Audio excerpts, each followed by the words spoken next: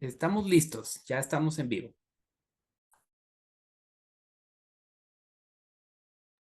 Bien, pues muy buenas tardes por atender esta invitación a este webinar precongreso de la Asociación Guatemalteca de Enfermedades Infecciosas y de la Sociedad Latinoamericana de Medicina del Viajero.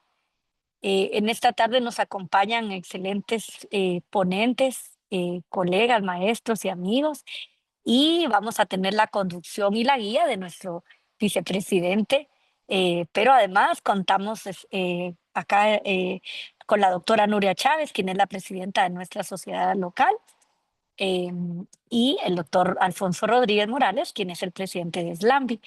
Estamos muy contentos de estar acá. En la moderación, pues estará conmigo y en la dirección y en los controles el director de estas series de webinarios, ya lo hemos bautizado así, el doctor Herbert Maldonado, muy comprometido con nuestra educación médica continua. Ustedes lo conocen, es infectólogo pediatra y trabaja en la unidad de cirugía cardiovascular, pero además es nuestro vicepresidente de la sociedad, de la Asociación Guatemalteca de Enfermedades Infecciosas. Acá lo tendremos en los controles y pues yo soy Nancy Sandoval, soy infectóloga también de Guatemala. Mm, Como ustedes saben, nosotros somos una de las sociedades que ha acogido mucho este tema en contexto de las arbovirosis, puesto que nos encontramos en una región clave, Centroamérica y Caribe, saben dónde geográficamente estamos localizados.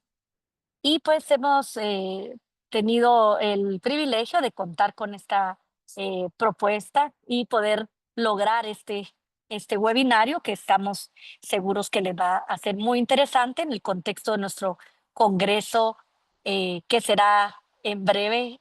Así es que ya mañana empezamos con el precongreso y teníamos mucha ilusión de llevar a cabo este webinario.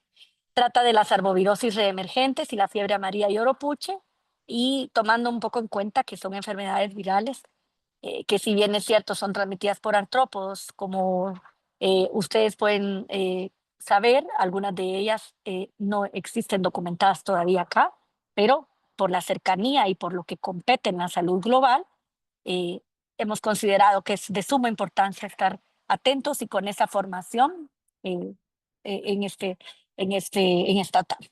Así es que vamos a estar acá. Herbert, por favor, adelante. No sé si quiere dar unas palabras. Creo que, sí, la autora Chávez también está acá. Si quiere abrir su cámara y saludar. Está literalmente aquí en el montaje, ¿verdad? Del evento. Buenas tardes, desde ya pues bienvenidos a esta actividad muy oportuna, muy pertinente en estos momentos para Latinoamérica, y pues agradecemos el hermanamiento con la Sociedad Latinoamericana de Medicina del Viajero, esta iniciativa y esta coordinación del doctor Alfonso. Damos las gracias y pues por la oportunidad de compartir. Bienvenidos sean todos, ojalá que sea algo muy productivo. Y pues como dijo la doctora Nancy, pues en el marco de nuestro 18º Congreso, y los dejo con el doctor Herbert Maldonado. Muchas gracias de nuevo por la participación. Bienvenidos. No, pues gracias a todos nuestros brillantes expositores, amigos, por estar acá con nosotros en este webinar preapertura de nuestro congreso, y también agradecerle a los que están conectados, alrededor de 30 personas, y ya en línea varios más, y estamos seguros que el número va a seguir incrementando, así que gracias por estar acá con nosotros. Así que pues sin más, vamos a iniciar, así que vamos a presentar a nuestros expositores. Doctora, la dejo. Muy bien, ven ustedes por acá al doctor Juan Carlos Navarro. Él nos va a hablar de vectores de fiebre amarilla, oropuche, qué es lo que sabemos, si no es en ciclos rurales, son urbanos. Ese es el foco del que hoy nos va a hablar. Pero el doctor Juan Carlos Navarro Castro, como ustedes lo ven acá, al lado del doctor José Suárez, acá lo pueden identificar. Él es biólogo, estudió ecología de vectores en la Universidad Central de Venezuela. Su línea de investigación ha sido en esta línea de ecoepidemiología de los arbovirus, sobre todo, en cuanto a epidemiología molecular, la evolución de los vectores, patógenos emergentes. Es un experto que cuenta con más de 120 publicaciones en estas áreas de investigación. Su campo ha sido virus como dengue, encefalitis equina, mayaro, fiebre amarilla, oropuche y otros virus. Es profesor y director de investigación de la Universidad Internacional SEC de Quito, Ecuador, y jefe del grupo de las emergentes y desatendidas. Además, él ha trabajado, bueno, actualmente es el subject editor de Journal Medical Entomology para Oxford Press y guest editor en Frontiers, en Tropical Diseases. Él es miembro del comité revisor y además él está en la Sociedad de Virología de los sectores latinoamericanos. Así que el doctor Juan Carlos Navarro es un referente y hoy nos es muy grato contar con él en esta actividad. Bienvenido, doctor Juan Carlos Navarro.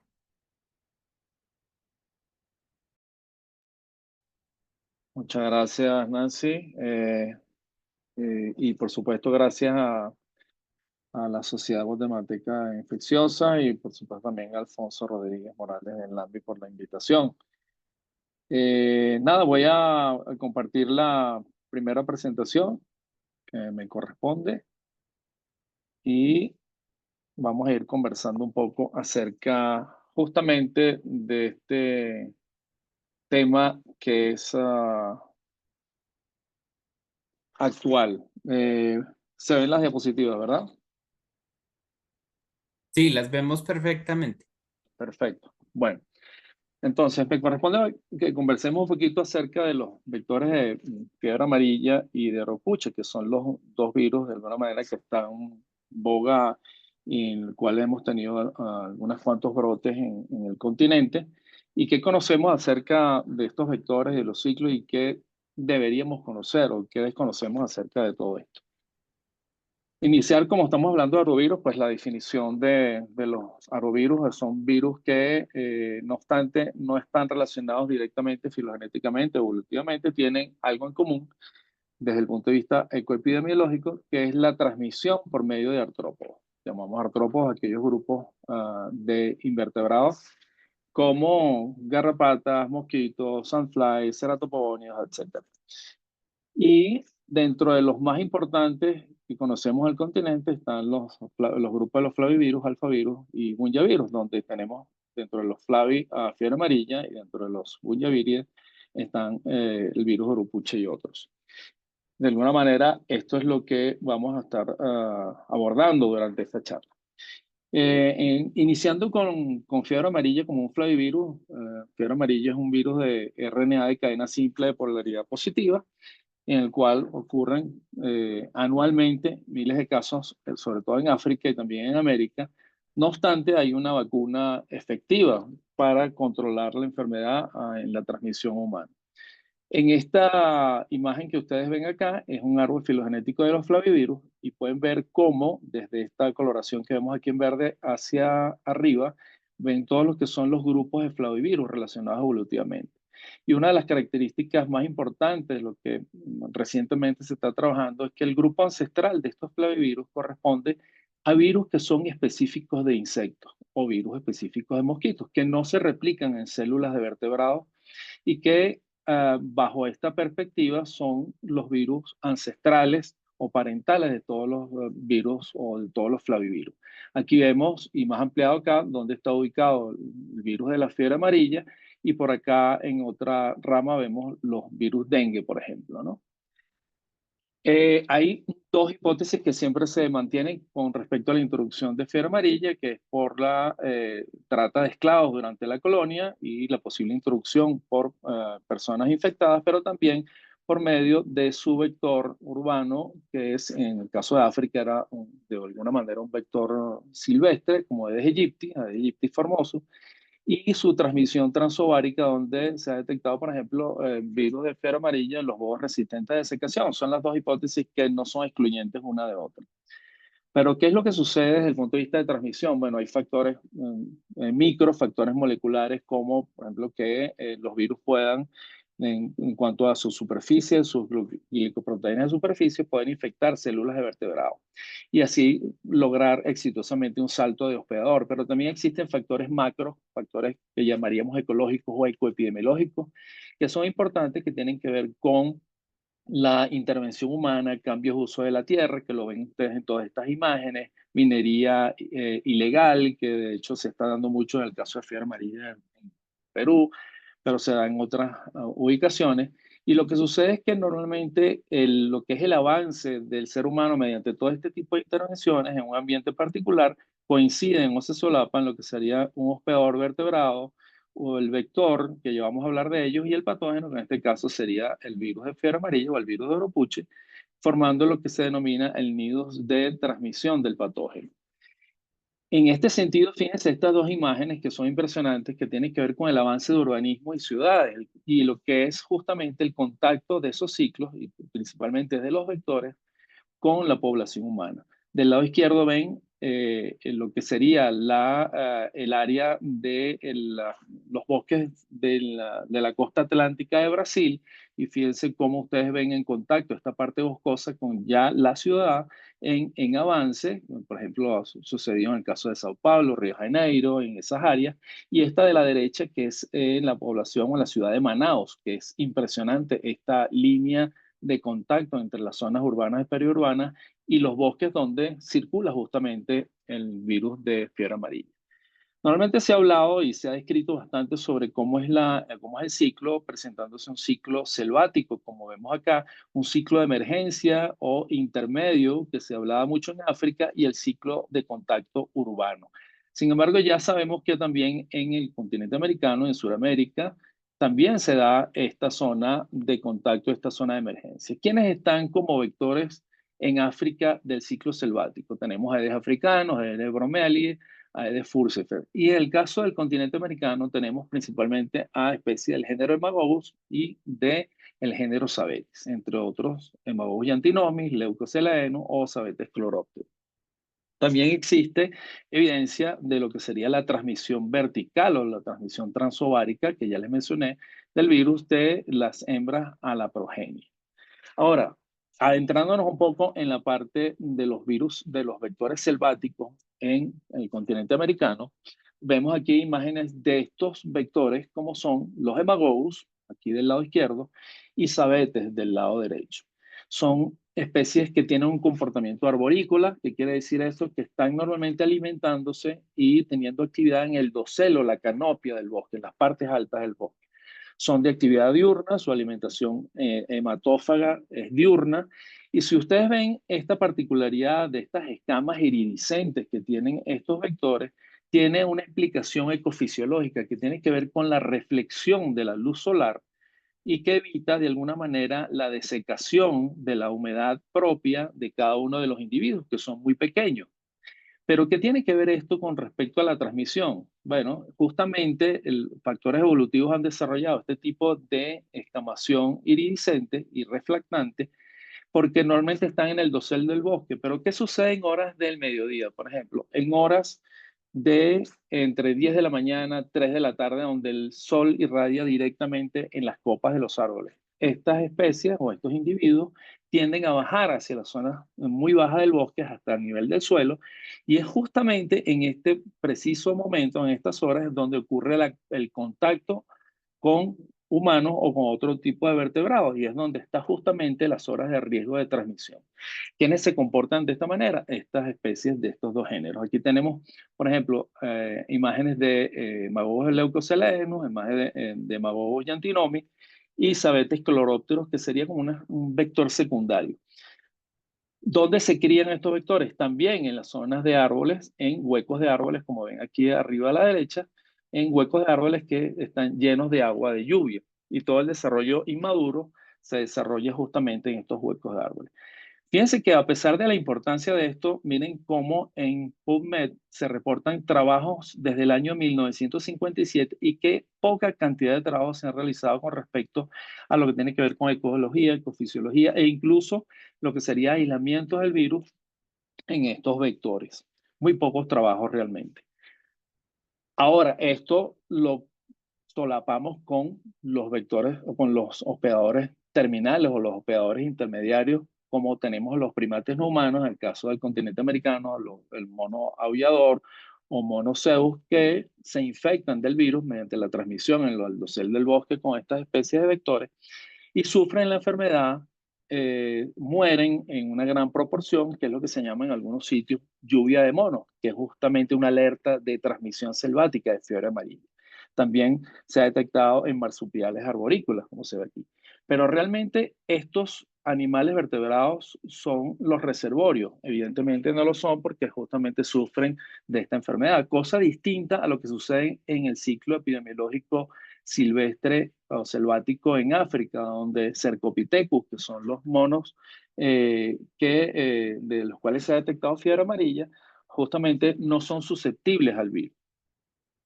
Pero también tenemos el famoso Aedes aegypti, vector de dengue, zika, chikungunya, que también ha sido designado como el vector urbano del virus de la fiebre amarilla, justamente de origen africano, y ahora más recientemente, en los últimos años, la introducción de Aedes albopictus en el continente americano, que también podría ser un vector potencial.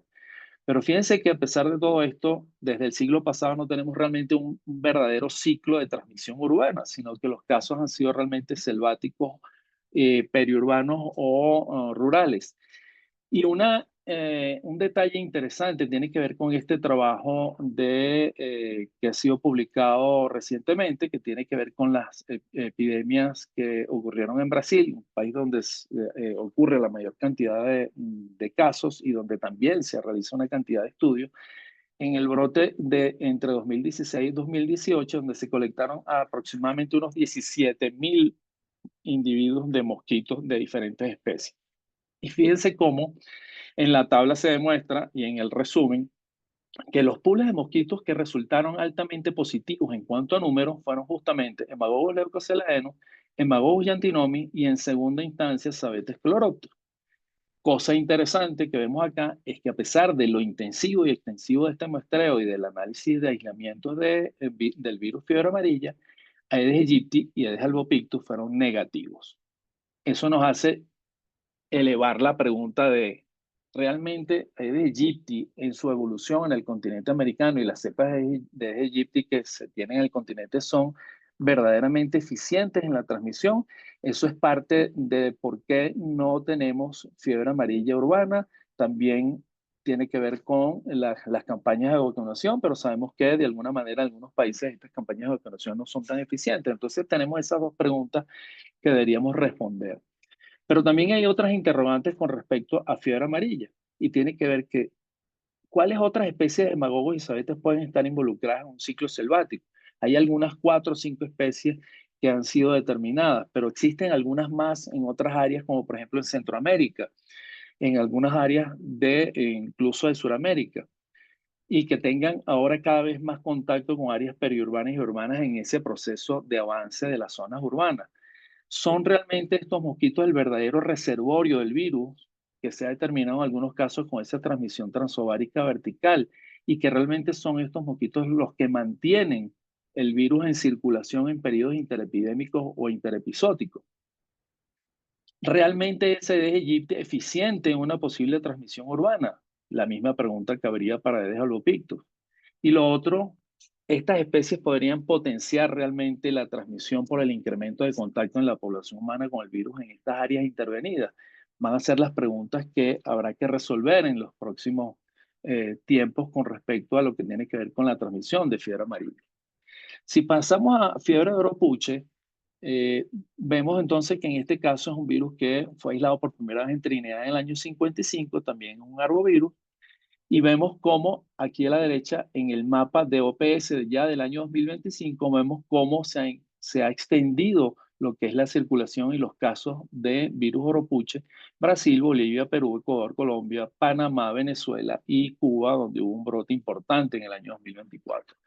Oropuche es un peribunyavirus del género Ortobunyavirus, es también un RNA, virus RNA, pero en este caso de sentido negativo.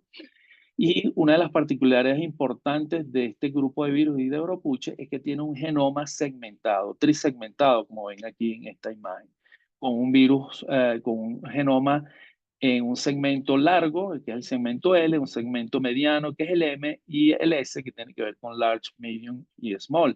Estos virus trisegmentados tienen la capacidad de hacer recombinación o rearreglos, generando en coinfecciones nuevas especies de virus y sobre todo con el rearreglo o reinserción o inserción de la porción mediana en un virus con otro genoma L y genoma S, generando estos nuevos virus.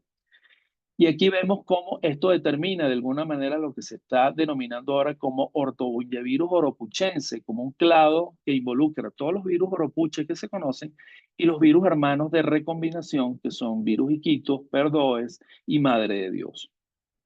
¿Quién es el vector en este caso? ¿Quiénes son los vectores? Se involucra principalmente a otros mosquitos, en este caso de la familia Ceratopogonidae, como el género Culicoides, principalmente Culicoides paraensis, que se ha identificado y se ha aislado el virus en distintas oportunidades y que es una especie muy diminuta, muy pequeña, la ven aquí entre 1 y 3 milímetros. Son hembras hematófagas también, pero que en este caso son crepusculares, se alimentan principalmente en las primeras horas del día y finales del día, principios de la noche, y también son vectores de otros grupos de virus importantes a nivel veterinario. ¿Y cuál es el ambiente en este caso de culicoides y culicoides paraensis? Este tipo de ambiente, como ven ustedes, de intervención, de sembradíos de plátanos, de platanales, en donde en estos troncos cortados, en esta zona, en esta área semiacuática, se crían las larvas que vemos aquí en C, y también en las hojas caídas de estas musáceas o de plátano y en conchas de cacao en las cosechas, en esa acumulación de agua. La identificación de estos vectores se basa principalmente en los esquemas de venación alar y es el que se ha determinado como el vector más importante. Sin embargo, su distribución sigue siendo un poco en controversia. Aquí Files en el año 2022 señala toda esta distribución en el continente americano. Sin embargo, en la Global Biodiversity, en la web de la Global Biodiversity, vemos cómo los puntos georreferenciados de Culicoides paraensis lo vemos en estos puntos. Incluso hay casos de brotes de oropuche donde no, en lugares donde no se ha identificado Culicoides paraensis y a la viceversa. Entonces, sigue siendo un fenómeno todavía a estudiar y en el cual hay ciertas preguntas.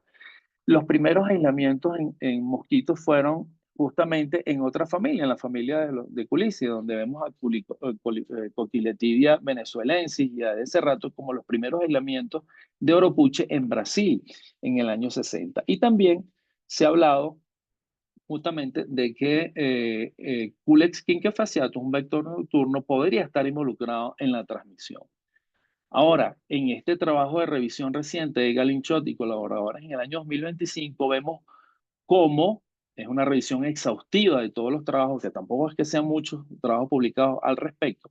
Vemos cómo Culicoides paraensis, en estos diamantes rojos que ven aquí, son los mosquitos o las especies que tienen la mayor tasa de infección y mayor título viral en transmisión o en detección natural, o en lo que sería la detección justamente de aislamiento o de transmisión natural de alimentación, mientras que haya otras especies que pueden tener una alta tasa de infección, pero que realmente es mediante experimentación de laboratorio como alimentación artificial o inyección intratorácica. De esta manera, Culicoides paraensis realmente representa bajo estos resultados el principal vector.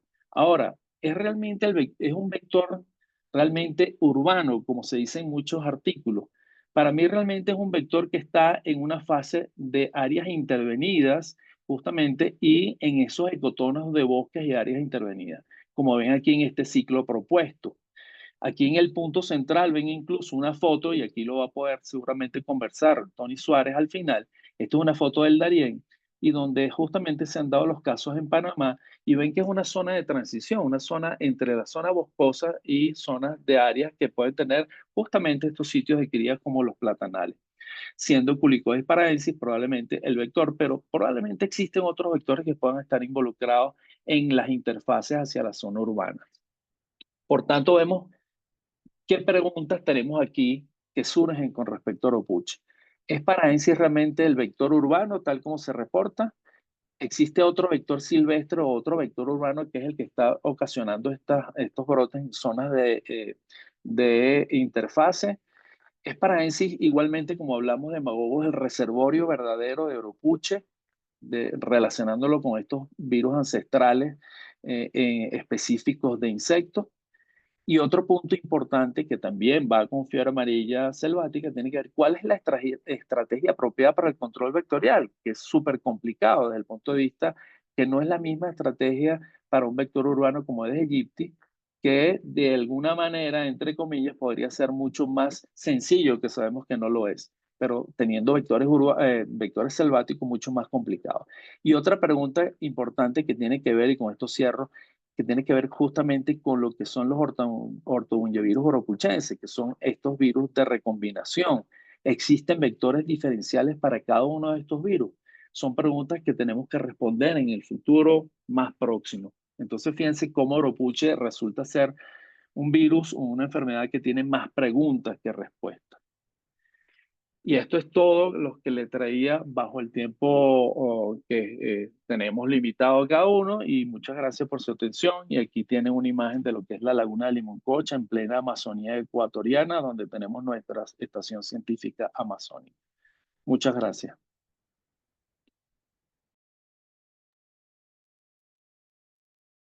Muchas gracias, doctor Navarro. Muy interesante presentación. Así que por favor les pedimos a la audiencia que vayan preparando sus preguntas y al final pues de las tres exposiciones vamos a dar un tiempo para poder hacer preguntas. Así que muchas gracias a los que se han estado incorporando también. Bienvenidos. Así que ahora voy a tener el honor de presentar a nuestro próximo expositor. Nuestro próximo expositor es el doctor Alfonso Rodríguez Morales, un amigo de nuestra asociación, amigo que él tiene un historial, actualmente es el presidente de la Sociedad Latinoamericana de Medicina del Viajero, SLAMVI. El doctor Rodríguez ha sido pasado presidente también de la Asociación Colombiana de Infectología. Él tiene una docencia e investigación en el Grupo de Investigación Biomedicina de la Fundación Universitaria Autónoma de las Américas. Es docente de Epidemiología y Metodología de Investigación, especialización en Medicina Familiar de la Fundación Universidad Autónoma de las Américas.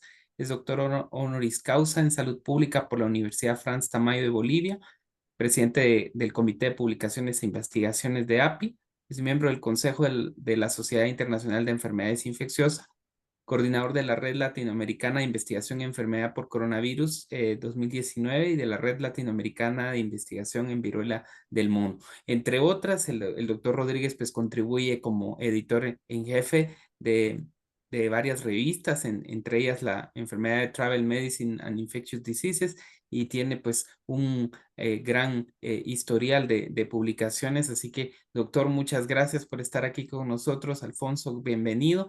Y pues te dejamos aquí para que puedas dar tu charla. Muchísimas gracias, mi querido Herbert, y muchas gracias a ustedes. Es un gusto para mí siempre estar acompañando las actividades de la Asociación Guatemalteca de Enfermedades Infecciosas. Y bueno, ya después de esa excelente presentación de Juan Carlos, enfocado especialmente en lo vectorial, pero obviamente con una visión muy amplia y muy integral hacia estos dos problemas, fiebre amarilla y oropuche, entonces vamos a hablar ahora un poco del tema justamente de lo que está pasando con fiebre amarilla en estos momentos. No tengo un conflicto directo a declarar, pero cuando hablo de arbovirus, normalmente es, como suele suceder, imposible hablar de forma exclusiva solamente de este problema, y a veces nos referimos a otras cosas. Y en este caso particular, pues tengo algunos potenciales conflictos de interés para el tema de otras vacunas con las cuales he colaborado, como el tema de las vacunas de dengue, chikungunya o zika respectivamente. Bueno, ya Juan Carlos hizo mucho énfasis en la parte obviamente ecológica y vectorial, y yo aprovecho eso ya para adelantar y conectar un poco hacia otros aspectos que tienen que ver justamente en esa visión amplia de lo que tiene que ver con la parte de la ecoepidemiología, en este caso de la fiebre amarilla, donde justamente en América Latina, aparte obviamente de lo ambiental, lo social tiene un aspecto muy importante, y muy probablemente Tony se va a referir en detalle también a este tema, lo que pasa en los actuales momentos, por ejemplo, en Panamá, en el estrecho de Darién, que para el caso, como él lo presentará, de Oropuche es importante, pero de hecho también los temas de migración y fiebre amarilla siempre han estado en la discusión, aunque felizmente ha tenido menor impacto desde el punto de vista reciente de lo que ha ocurrido, por ejemplo, con otras arbovirosis, como ha sido el caso del dengue, que hay muchísima importación de casos y transmisión autóctona en zonas que previamente no eran endémicas,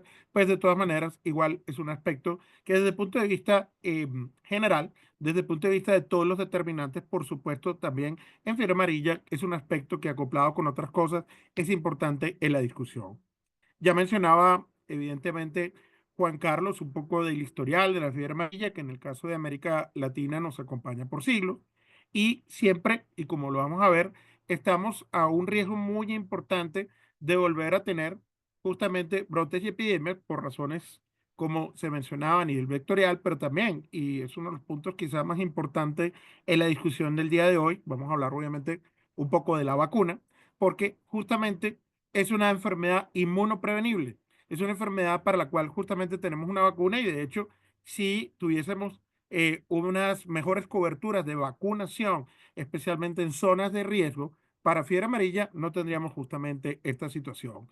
Obviamente es importante, y como decía anteriormente, tener en presencia y en mente ese contexto ecoepidemiológico en el cual, por supuesto, en este momento un síndrome febril, especialmente con ictericia, con manifestaciones hemorrágicas, puede, por supuesto, ser fiebre amarilla, pero tenemos otros arbovirus que en volumen tienen un impacto muy importante desde el punto de vista de su morbilidad, como es el caso del dengue, que el año pasado representó más de 13 millones de casos en la región, con casos severos, con la introducción de nuevo o reintroducción en algunos países del dengue 3, situaciones obviamente que preocupan, en un contexto en el cual tenemos otros arbovirus, tenemos chikungunya, tenemos mayaro, tenemos zika, que siguen circulando obviamente en adición a dengue y por supuesto ahora con la problemática actual justamente de fiebre amarilla. Fiebre amarilla, entonces lo tenemos en estos momentos en diferentes países, va y viene, muchos países de la región, el caso especialmente de Brasil, ha sido obviamente la situación en Venezuela, en Perú, en Bolivia, en Paraguay, en las Guyanas, en Panamá y también, por supuesto, acá en Colombia. Ya lo mencionaba Juan Carlos, no voy a andar mucho en estos aspectos, pero recordar pues que es un flavivirus, como el caso de el dengue y como el caso del Zika, para el cual, como decía, empiezo por aquí diciendo algo que es crucial. Tenemos vacunas que son muy eficaces, muy seguras y muy efectivas.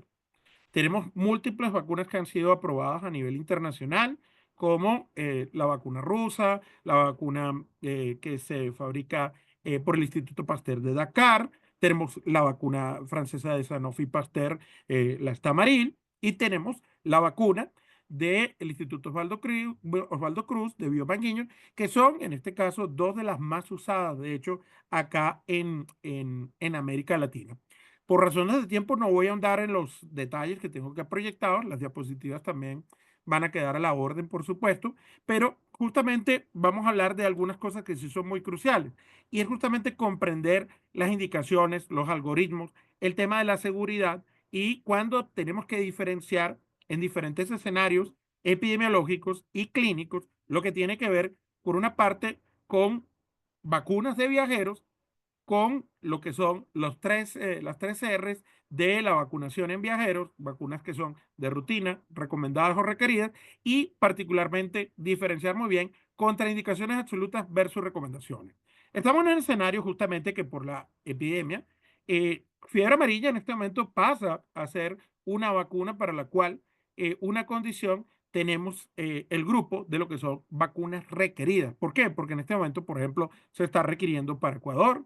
A partir del día de hoy se empezó justamente a exigir la presentación del certificado internacional de vacunación, el cual aplicará a todos aquellos que procedan de Perú, Colombia y Brasil, porque como vamos a ver son los países en los cuales en este momento tenemos la mayor cantidad de casos, pero no son los únicos de hecho, y es importante por temas justamente del desarrollo de la inmunidad, que esas personas que previamente nunca se han vacunado y que se vacunan y van a viajar, pues deben hacerlo al menos 10 días antes porque con eso garantizamos un 90-95% temas justamente de protección contra el virus de fiebre amarilla. Pero además, de hecho, en este momento, si una persona está dentro de Colombia, no tiene que viajar internacionalmente y va a visitar parques naturales, en este momento también, desde el 1 de mayo, es igualmente una exigencia el que tenga la vacuna y el que obviamente presente el certificado de vacunación.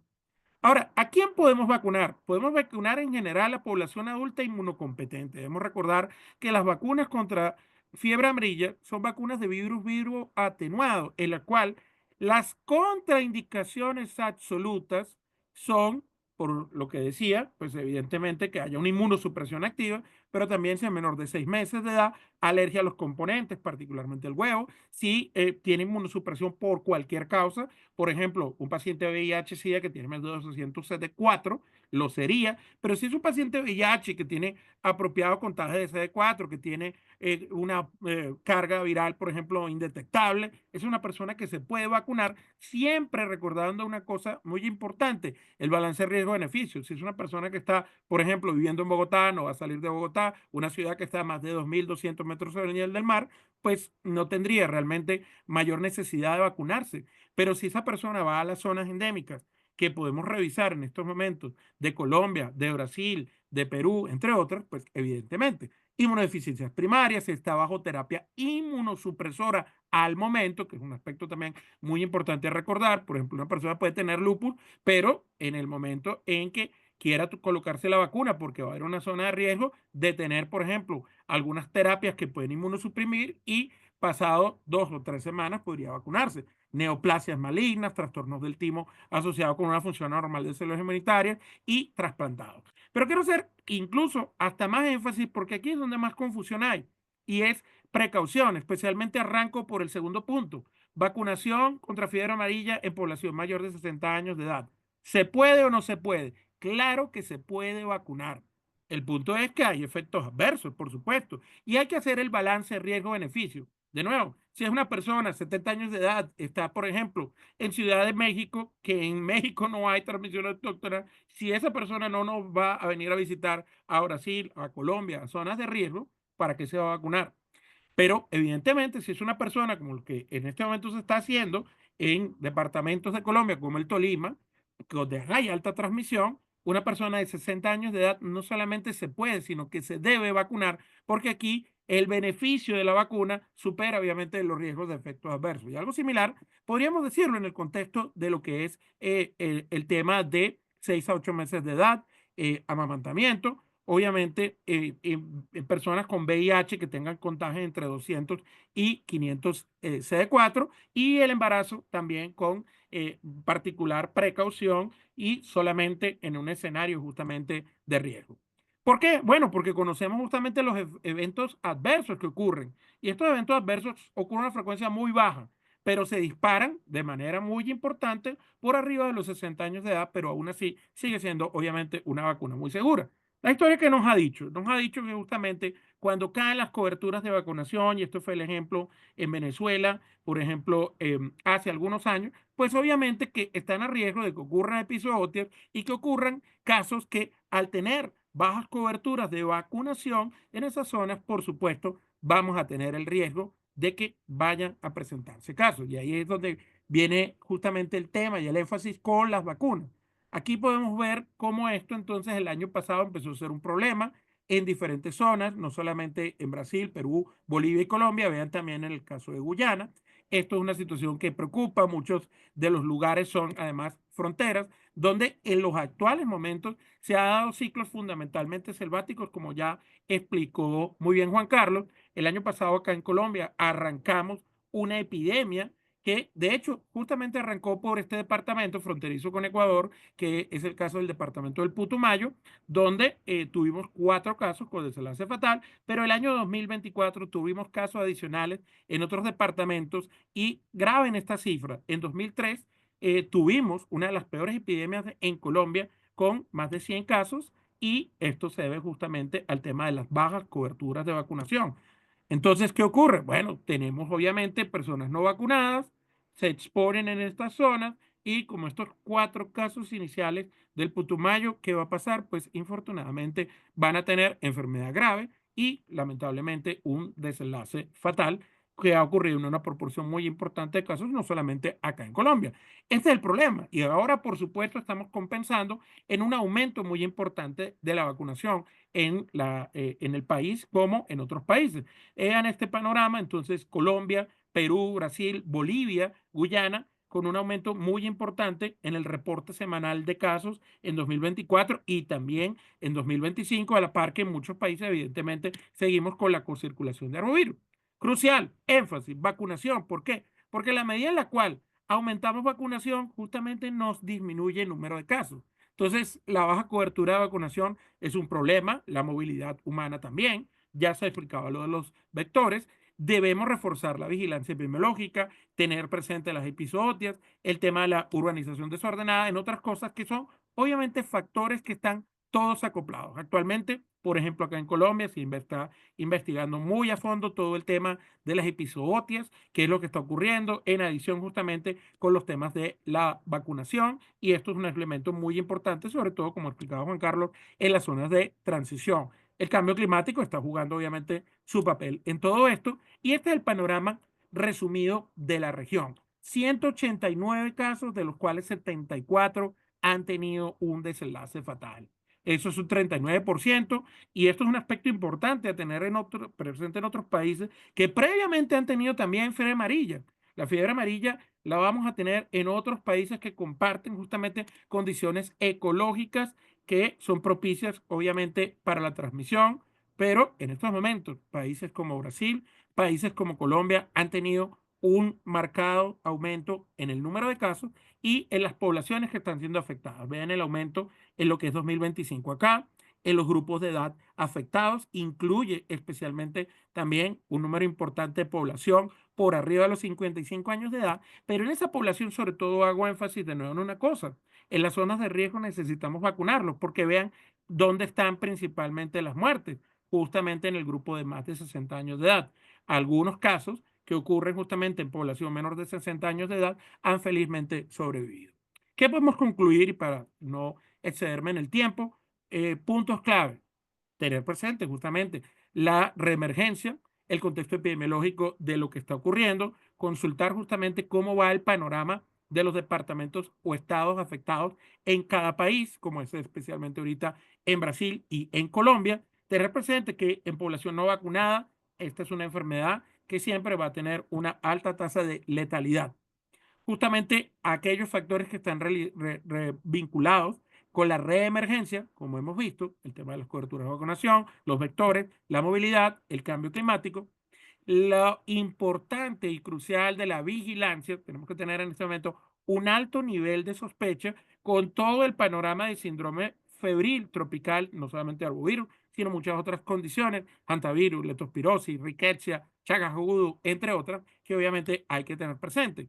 En los viajeros, incluyase tener muy presente esto para Centroamérica, los amigos justamente para quienes estamos presentando esto especialmente, en el hecho de que viajeros que regresen justamente de estos países y tengan síndrome febril y tengan otras características, no estén vacunados con fiebre amarilla, hayan estado en zonas de riesgo, pues obviamente hay que tenerlo presente en el diagnóstico diferencial, y que no todos los casos siempre se van a presentar de libro, con ictericia, etcétera. Debemos recordar que incluso tenemos fases de la enfermedad y que tenemos incluso también en ocasiones infección asintomática, y esto obviamente representa también un problema, ¿no? La vacunación obviamente es crucial y hay que tener una clara asesoría justamente a los viajeros sobre esto, sobre los requerimientos, las recomendaciones, no solamente el tema de la vacuna, sino también la prevención desde el punto de vista de la interacción con mosquitos, repelentes, mallas, la ropa, entre otras cosas, porque evidentemente podemos estar a riesgo. Esto genera, por supuesto, una preocupación regional, pero también con los temas de viajes, migración, etcétera, internacional, fuera incluso de nuestro continente, porque se pueden presentar casos asociados también a esta situación, por lo cual es muy importante tener esto presente y tener la conciencia justamente y la percepción del riesgo que en estos momentos representa, donde tenemos una transmisión activa aún en varias zonas de estos países en Sudamérica, donde tenemos en estos momentos fiebre amarilla. Mi última diapositiva. Entonces, recordar, reforzar la vacunación de fiebre amarilla. En algunos países lo tenemos incluido como parte del programa en la vacunación en niños, acá en Colombia desde el año 2002, mejorar la vigilancia, las estrategias de control y, por último, la educación de los viajeros, también los screening que cuando se consideren necesarios desde el punto de vista de lo que tiene que ver justamente con la movilidad de esas zonas de riesgo, lo ideal obviamente la vacunación. Por su atención, muchísimas gracias.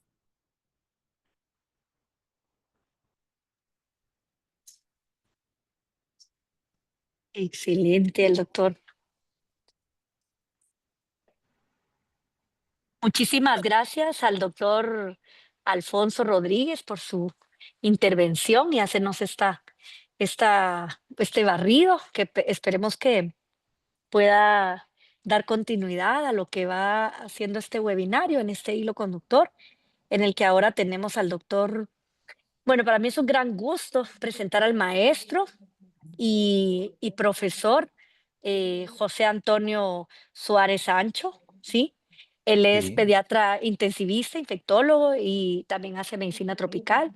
Ah. Él es profesor, hay un audio encendido, por favor, Herbert, si me apoya. Es profesor, tiene una maestría en biomedicina en la Facultad de Medicina de la Universidad de Panamá. Es director científico del grupo Infectotrópico, que es un proyecto el que han estado teniendo bastante actividad recientemente. He recibido algunos enlaces de varios chats, que te cuento, doctor José, en donde están Sí. comentando ya lo que están empezando a mover. Y además, él es investigador nacional del CNI, del CENACYT de Panamá. Él fue muy modesto, sobre todo en esta presentación, porque en realidad es un referente, no solo para la región centroamericana y Caribe y Latinoamérica, sino también pues, para el mundo. Hablar de las enfermedades tropicales sin hablar de Tony, como cariñosamente le llamamos, esto creo que no va. Entonces, soy el doctor José Antonio, o Tony, nos va a hablar un poco qué está pasando con Oropuche y contarnos un poco lo que Panamá está viviendo y estas lecciones que ellos están teniendo que nos puede permitir a los que estamos en la región tomar nota y consideraciones para poder estar atentos, alertas a lo que puede venir. Por favor, vayan apuntando sus preguntas. Yo sé que el doctor ahí, Herbert, está muy juicioso tomando nota y agradecemos esta participación, Tony, así que siempre bienvenido, adelante. Gracias, Nancy, por la presentación. Realmente yo soy Tony y así me gusta seguir andando por el mundo, ¿no? Es interesante que ustedes tienen un vecino viejo que era el Oropuche, es un viejo conocido. En el año 1989, de algún modo, ya teníamos Oropuche reportado en Panamá, pero no es este mismo Oropuche que estamos hablando ahorita. En zonas tan cercanas como San Miguelito y Chilibre, que son a 15 o 20 minutos de la ciudad y en el área urbana, tuvimos Oropuche. Parecía que él ya estaba dentro de nosotros desde hace mucho tiempo, pero realmente se ha comportado de modo silente. Es interesante conocer un poco la ecoepidemiología en la cual vectores fue ampliamente hablado por Juan Carlos y yo me voy a tocar en algunas cositas nada más. Esto es parte del modelaje que hago yo con los estudiantes cuando nos metemos de noche en la jungla a montar trampas CDC y a buscar vectores. La primera cosa interesante es que el virus Oropuche, en algunos sitios uno lo ve escrito Oropuche, el otro Oropouche. Definitivamente el río donde inicialmente se describió en Trinidad, hay dos ríos Oropuche, sin la OU, pero realmente el virus es un virus Oropouchi.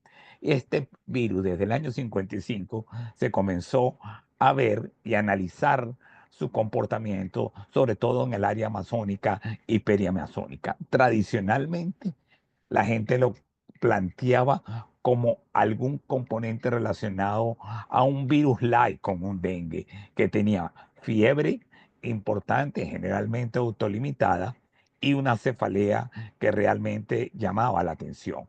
Sin embargo, cuando uno lee la literatura, los hallazgos neuropatogénicos prácticamente los tocan, pero realmente no profundizan con él.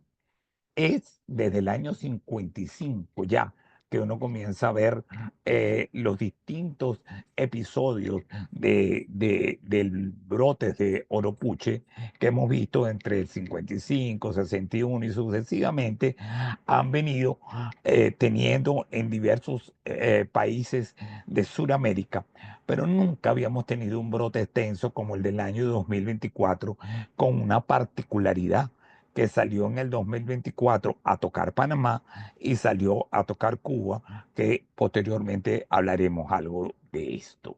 En este interín, este es los sitios reportados de lo que conversé en el documento de Emerging Infectious Disease de Juan Carlos, que realmente está sumamente bueno en torno al virus Oropuche. No sé por qué no quiere pasar, vamos a ver si pasa esta otra hora.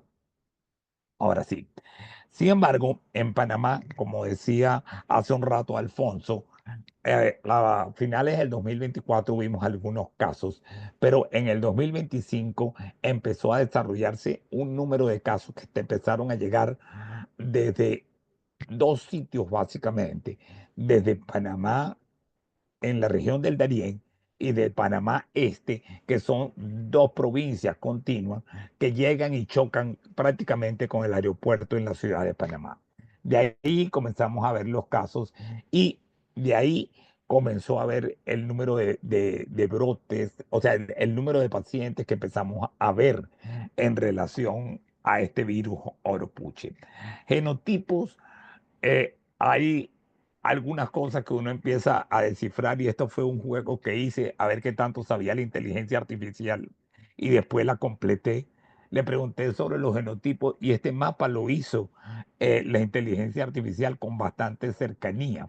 Así que como ustedes ven, este es un virus saltarín en la Amazonía y que ya yo ni lo quise tocar porque sabía que Juan Carlos iba a hablar de los rearreglos y de este virus que tiene esa característica de tener esas tres paticas de RNA, de la pequeña, la mediana y la larga, que pueden hacer o las mutaciones o los rearreglos que son tan interesantes. Así, cuando vemos todo el escenario entre 2024 y 2025, Brasil se puso en rojo con miles de casos en relación a Oropuche, inclusive entró para el CDC de Atlanta en riesgo 1 para turistas. Posteriormente, Cuba a final de 2024 tiene 600 y pico de casos y unos días antes de que hiciéramos este mapa, Alfonso, en una de estas mis conversas, que qué raro que Venezuela no estaba metido en el problema, pero mira, también Venezuela estuvo en el problema. Así que hay alguna pregunta curiosa al final de esto que vamos a hacer sobre Venezuela, la relación con Cuba, la relación con Panamá o qué es lo que está pasando, porque de Brasil este virus se convirtió no de un saltarín, sino de un super salto desde el punto de vista de brote, que no es lo habitual que uno ve en estas enfermedades vectoriales. No me voy a detener en esta parte porque muy bien la describió Juan Carlos en su exposición, pero sí quiero decirle que esto ocurre en cualquier entorno tropical. Esos son los plátanos que recojo yo de la finquita donde me voy los fines de semana.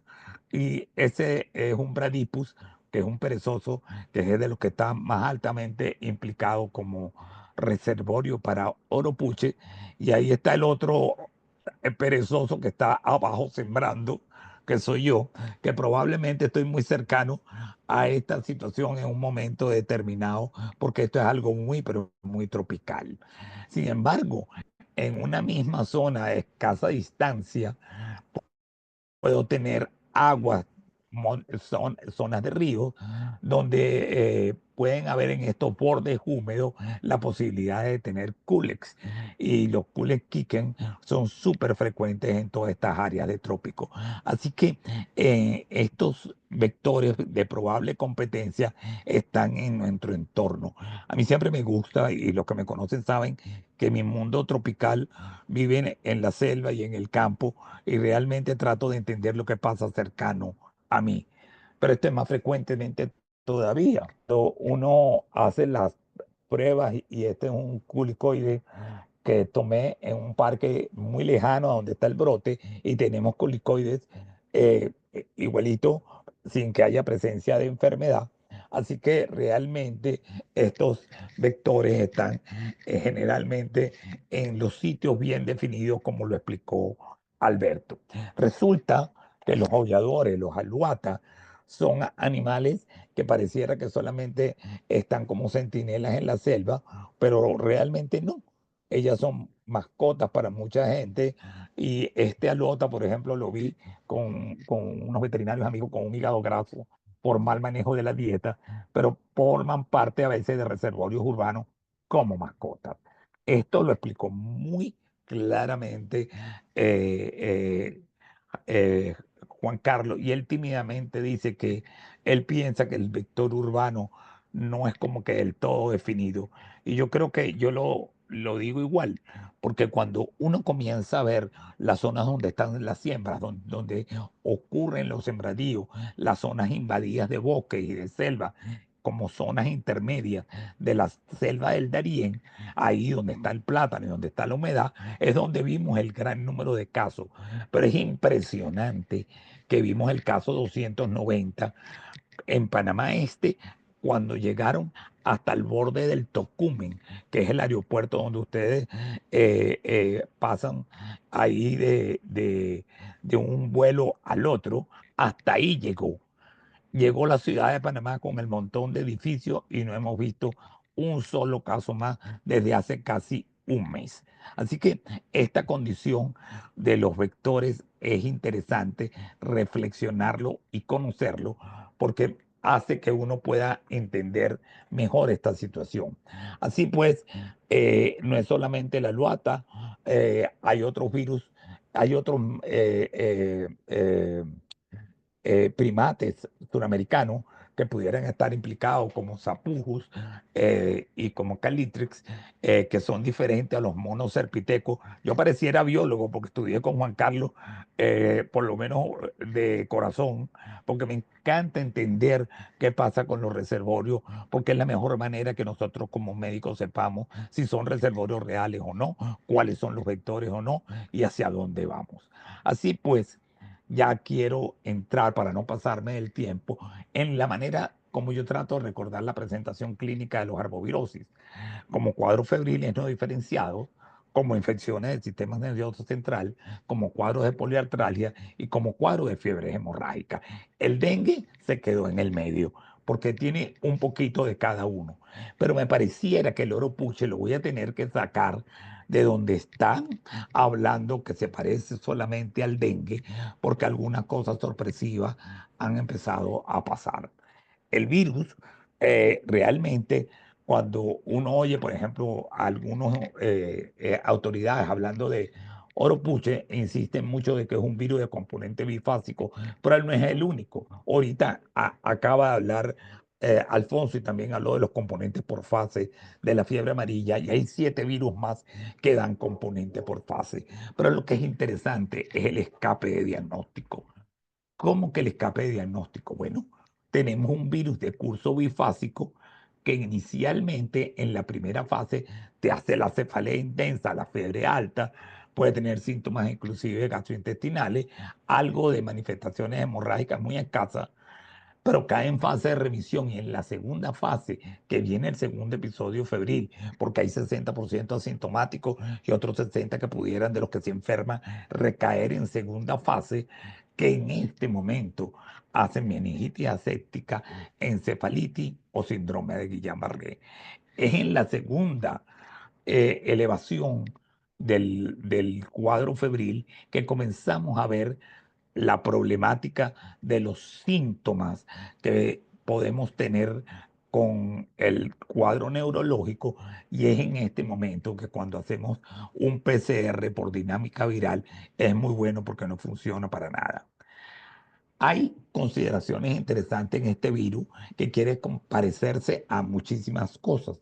Cuando se han visto el sistema nervioso, se ha visto que produce alteraciones inclusive similar a rubiola, pero también ha tenido transmisión vertical planteada como problema y creo que es una de las cosas que deberíamos empezar a buscar y a pensar También vimos que la persistencia en el semen, como se vio en este viajero italiano que estuvo en Cuba, pudiera mantenerse y recuerda un poco a lo que nos pasaba con Zika, que tomábamos muestras en orina y en semen y conseguíamos el virus persistente. Así que esto también debe hacer pensar que debemos tener en cuenta de que este virus puede también tener el componente de transmisión sexual. Pero, ¿qué pasa con el virus y para qué hablar un poco de Oropuche dentro del concepto de la neuropatogénesis del virus?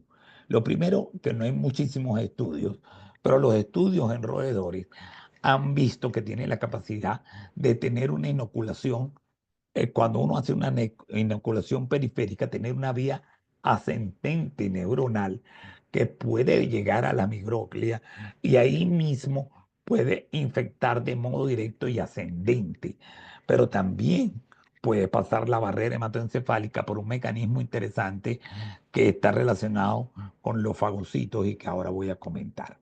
Pero cuando uno ve los mismos estudios en diseminación del orupuche, el sistema nervioso, ve gran infiltración del mismo y que en tejido cerebral de roedores.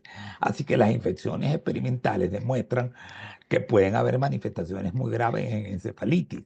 Y esto te hace pensar de que la propagación puede ser extendida, inclusive como lo hace el virus de la rubiola. Y esto es interesante porque eso dice que hay un componente difuso y generalizado en el parénquima cerebral. Esto que me gustó mucho, porque la semejanza recuerda al caballo de Troya, se llama la teoría del caballo de Troya, que dice que el virus es transportado dentro de células fagocíticas y ahí él va bien escondidito, entra y pasa al tejido neuronal y cuando entra el tejido neuronal, entra la barrera hematoencefálica, penetra y empieza a hacer su daño. E inclusive también se han visto daños hepáticos de modo simultáneo. Lo que es cierto que la diseminación axonal y la teoría del caballo de Troya son las que se postulan para el neuropuche. Pero, ¿por qué hablar de neuropatogénesis del virus? Cuando uno ve la cantidad de fallecidos por oropuche en el número de 8.000, 9.000 o 10.000 casos, como uno lo quiera ver en Sudamérica, hablan de no más de 4 casos. En Panamá tuvimos, esto es solamente un hospital, ¿ok? Que es el hospital que está en la puerta del Darién. Vimos en este hospital 6 pacientes en una semana. Todos venían del Darién, venían de la zona selvática. Muchos de ellos, de estos 6, eran indígenas. Todos no eran pacientes mayores, ni con inmunosenescencia, ni nada de estas cosas. Eran jóvenes, muchos de ellos. Y había mareo, nistagmo, pérdida auditiva y pérdida del gusto. Y dije, wow, pérdida del gusto. Aquí está pasando algo. Este es un virus que le encanta, cuando ustedes ven lo que ven ahí, hacer alteraciones de componente de los pares craneales. Igualmente, este mareo que venía metido, pues está metido también en estas lesiones auditivas que se ven y convulsiones focales y generalizadas. Del resto, en la primera fase se comportaron muy similar a lo que está escrito en la literatura. Tenemos pacientes ahora que estamos terminando en el hospital Santo Tomás, que van a completar un poquito más de casos, pero realmente esto no era lo que esperábamos ver. También tuvimos uno de los pacientes que le ocurrió lo mismo que en Cuba, que tuvimos un caso de Guillain-Barré, y aquí me quise detener porque la dinámica del virus es completamente distinta entre el dengue y el Zika. Se parece más a los alfa como el chikungunya, pero este oropouche, que de ahí no lo puse, me comí la O, tiene una dinámica viral diferente. ¿Ok? Y él puede en los primeros días, con la reacción de cadena de polimerasa, uno poder hacer el diagnóstico, pero al día 14 el PCR no nos orienta. Así que ese es uno de los grandes problemas estamos tratando de ver si la prueba serológica funciona y ya estamos poniendo a tono una inmunoglobulina M que puede durar hasta los 21 días y que pudiéramos utilizarla si nos da la posibilidad de seguir viendo los casos para poder, ojalá que no nos dé la posibilidad de poder hacer diagnóstico neurológico en segunda fase, porque muchas veces si no piensas en la fase aguda, no vas a pensar en el problema. Esta es la dinámica de el arbovirus, específicamente aquí esto es una dinámica que puede ser similar para uno y para el otro, pero acuérdense que en muchos momentos la PCR no funciona. Aquí, en este caso, habría que pensar en pruebas de ELISA, en esta fase que no es solamente fase convaleciente, sino es fase recaída del componente bifásico. Definitivamente, nosotros hacemos por vigilancia pasiva la búsqueda de las alfa, los flevos, los ortobullas y los flavi, porque realmente, si no, va a tener uno cada vez más escape de diagnóstico. Como última diapositiva, que es la que quería yo preguntarme, a ver si alguien me ayuda, veo que Cuba, Panamá y el sur de Brasil, en uno de los estados, ya está en riesgo uno, igual que nosotros. Y la pregunta que me hago, ¿será que el oropuche se fue por el Darién desde Venezuela? Como que no, esa sería la del medio, pero quizás se fue en avión, no, no estoy claro. O quizás el oropuche se fue volando de Venezuela para Cuba, por un lado, y después también se fue para Panamá por el Darién. Eso se lo dejo en la interrogativa y se la dejo a mis dos compañeros que también les gustan los arbovirus. Pero bueno, le pregunté a la vida y realmente creo que están como muy distantes los otros dos. Muchas gracias. Espero que los haya disfrutado y entendido.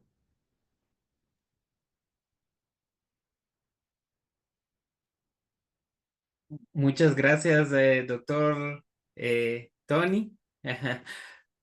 Excelente presentación. Y pues vamos a llamar a todos nuestros expositores si pudieran abrir su cámara y vamos a Ok. le pedimos si puede dejar de compartir, doctor. Sí, ya ya estaba en eso. Dame un segundito nada más. Ok. Oiga, ¿qué pasa? Que lo estoy quitando un poquito. Les invito a la audiencia, si tienen alguna pregunta, podrían hacer uso de nuestro chat, pueden escribirla. Ya vi que hay algunas preguntas, entonces vamos a, también a comentar algunas de esas, creo que valen la pena. Y también si alguien quiere hacer la viva voz y saludar, pues también puede solicitar la, la, la palabra y con gusto vamos a darla. Así que solo déjenme agregar aquí a todos para que nos podamos ver todos. Bueno, mientras salen las preguntas, yo quería hacerle una pregunta a Alfonso. Excelente. Ok. Es interesante el planteamiento de Alfonso y la vacuna y las zonas endémicas, porque lo que acaba de representar en una de sus diapositivas refleja el mal juicio de la vacunación. Y eso es muy problemático porque, por ejemplo, yo me puedo quitar hoy que estoy cumpliendo 70 años, a los 58 años, sabiendo que iba a estar en sitios de selva, fui al Instituto Nacional de Higiene y me tomé mis anticuerpos contra fiebre amarilla y parezco un mono selvático. Tengo anticuerpos, pero para todo lo que tú quieras. Porque a mí me han vacunado, no sé a ti cuántas, Juan Carlos, a mí me vacunaron 5 veces. O sea, Sí, de yo cada vez también. que 3. Bueno, a mí creo que me pegaron doble porque la última vez me vacunaron ya casi rodando en una de estas y después salió aquello de que no te vacunes sino una sola. Pero normalmente el ver la cantidad de muertos que acaba de presentar Alfonso es muy lamentable porque lo que indica que tenemos una muy mala política desde hace mucho tiempo atrás. O sea, esto no es hoy. No sé cuál es tu reflexión, Alfonso, en torno a esto, porque si hubiéramos vacunado, no creo que yo sea el único sortario para tener anticuerpos. No, Realmente, si una vacuna es buena, como tú lo dijiste, fiebre amarilla. sí. Sí, bueno, primero que nada, gracias Tony por la reflexión y aprovecho de nuevo aquí que estamos ya en el live para desearte feliz cumpleaños. Muy, muy, muy Gracias, feliz gracias. cumpleaños. Un honor Lo estar con ustedes. segundo, bueno, yo creo que este es un tema crucial porque es que yo siempre lo digo en todo lo que venimos hablando de fiebre amarilla en diferentes lugares Chévere. y empezamos a hacer muchas capacitaciones también en instituciones, en hospitales, no la semana pasada, no el mes pasado, sino ya hace mucho tiempo atrás porque justamente es que esto no arrancó en 2025. Los primeros campanazos fueron en 2024 de importancia en relación a la epidemia que tenemos y el problema es justamente eso que lamentablemente no hemos tenido unas políticas consistentes desde el punto de vista de vacunación y en varios países, lamentablemente incluido el caso de Colombia en estos momentos, pues hemos tenido varios momentos críticos con los temas justamente de coberturas no solamente de fiebre amarilla, sino para otras vacunas. Obviamente sabemos lo que nos pasó con COVID, luego nos empezamos a recuperar después del COVID, pero lamentablemente, y lo digo con toda responsabilidad, después del 2022 acá en Colombia, hemos tenido problemas muy importantes, no solamente con el tema de vacunación de fiebre amarilla. Nunca pudimos lograr que entrara la disponibilidad fuera de un ensayo clínico a lo que es, por ejemplo, vacuna para viruela M, siendo de hecho uno de los países que más casos de viruela M tuvimos, no solamente en la región, sino a nivel mundial. Y lamentablemente tenemos ese problema. Y si quieren, pueden preguntarle mucho también a los pediatras infectólogos el dilema con virus sincitial respiratorio acá en Colombia, que no tenemos ninguna herramienta realmente para la prevención y esto es un tema realmente de biológico que preocupa. Entonces con fiebre amarilla, ahí tenemos un punto muy crítico. Obviamente ahorita, ya después digamos que se prendió el incendio, pues lo estamos apagando, pero esto debió haber tenido un manejo diferente y están las coberturas por departamentos. Esos departamentos son en general muchos departamentos de riesgo. En Colombia tenemos 20 departamentos del total que históricamente han tenido fiebre amarilla en algún momento. Entonces, no es solamente los 6 que en este momento tenemos, sino el riesgo para los demás y por eso el tema de la vacunación de fiebre amarilla es crucial. Y cierro diciendo, como tú me lo comentaste en el énfasis que le tenemos que dar. Una vacuna que es tan eficaz y que es tan segura, tan segura. Un detalle, Alfonso y Tony, ahí que justamente tiene que ver con esto de las coberturas de vacunas. Es que yo creo que tampoco hay un consenso regional de la aplicación. Por ejemplo, el caso de Ecuador es hasta ahora el país de estos relacionados con los nuevos casos de fiebre amarilla que tiene el menor número de casos aparentemente. En la primera instancia lo empezaron a relacionar con movilización desde el Perú, hasta que tuvieron que aceptar que era transmisión local. Sin embargo, los ministerios siempre han dicho que la cobertura vacunal es muy alta y es lo que se dice normalmente, pero ya ahí se empieza a ver que tampoco es así. Y hablando de consensos, fíjate que aquí se está aplicando lo que OMS ha dicho, no sé si fue, tú debes recordarlo, 2016, que con una sola vacuna, una sola dosis es suficiente para toda la vida, sabiendo que hay gente que no levanta anticuerpos, etcétera, etcétera, etcétera, ¿no? La cadena de frío de las vacunas, por ese lado, ¿no? Y adicionalmente, porque de hecho hice una campaña de vacunación para los estudiantes que van a viajar ahora conmigo a la Amazonía, y una de las cosas que hizo el personal del ministerio es que no quería vacunar a aquellos que ya estaban vacunados, así fuese hace 20 o 30 años. Igual, mayores de 59 años tampoco, por todo lo de las... eh, eh, eh, esta parte que tiene que ver con efectos adversos.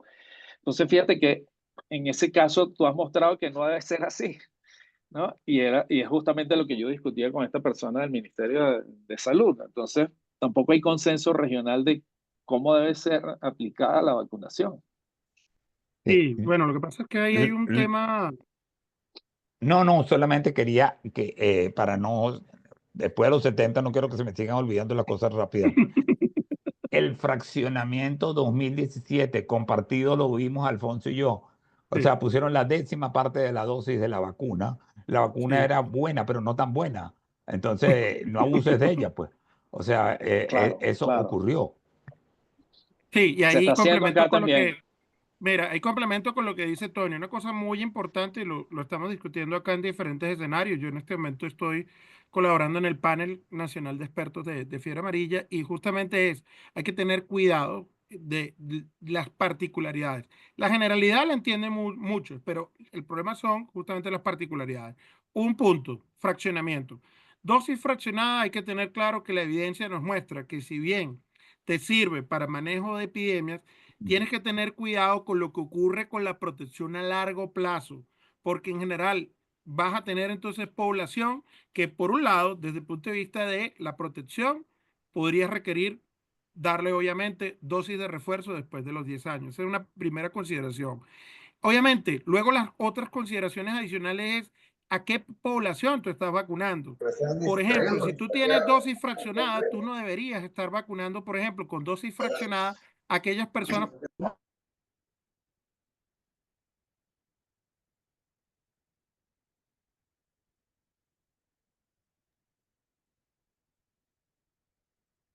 Alfonso, se silenció.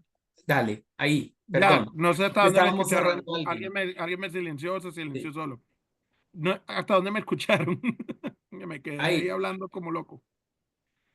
Herbert, o sí, no sí, sé. fue solo como 2 segundos, no fue nada. Ya, ok, perfecto. Entonces lo que decía es que cuidado con quién vacunamos con dosis fraccionada, porque es que no es igual vacunar con dosis fraccionada a un adulto joven sin comorbilidades, sin ninguna inmunosupresión, que a una persona que la vacunaste y tiene, por ejemplo, una enfermedad de base y vas a requerir un refuerzo posteriormente. Entonces, ese es un punto muy importante.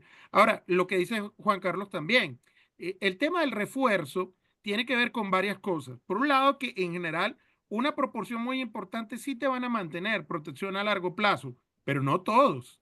Y entonces eso es donde hay de nuevo que entrar en los detalles de la particularidad y no de la generalidad, porque obviamente hay que evaluar caso por caso. Si tú tienes, por ejemplo, una persona de, por ejemplo, 40 años de edad que tenía, por ejemplo, un lupus eritematoso sistémico, no estaba en ese momento inmunosuprimido activamente, pero lo vacunaste, tú sabes que es una persona a lo mejor que no va a tener un desarrollo de inmunidad óptima que le va a garantizar protección de por vida. Y probablemente ese, y como lo están mostrando los estudios, incluso metaanálisis que se han publicado recientemente, creo que el más importante en este sentido es el de mi buen amigo, el doctor Martin Gross de Países Bajos, que lo publicaron en el Lancet Global Health hace un par de años, en el que tú vas a tener que reconsiderar justamente el refuerzo.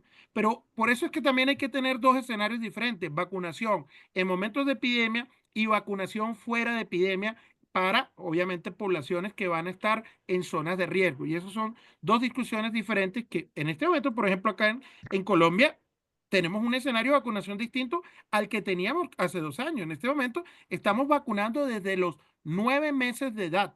¿Por qué? Bueno, porque estamos justamente en un escenario de una gran epidemia, por ejemplo, y estamos vacunando ya sin ningún tipo de restricción en zonas de muy alto riesgo y en zonas de riesgo población mayor de 60 años de edad, que anteriormente, normalmente, incluso uno mandaba a vacunar a alguien mayor de 60 años de edad que iba a viajar a una zona de riesgo y era complicado porque se creía o tenían en los centros de vacunación la concepción de que era una contraindicación absoluta y que por eso no debía vacunarse si tenía 60 años de más. Entonces hay que ver todas esas particularidades también en Lo, los escenarios individuales.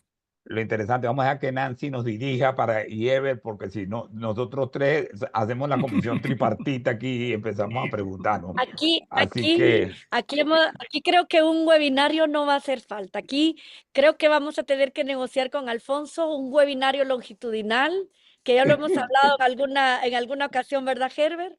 Sí, Creo que va a hacer falta poner algo longitudinal para que permita, de acuerdo.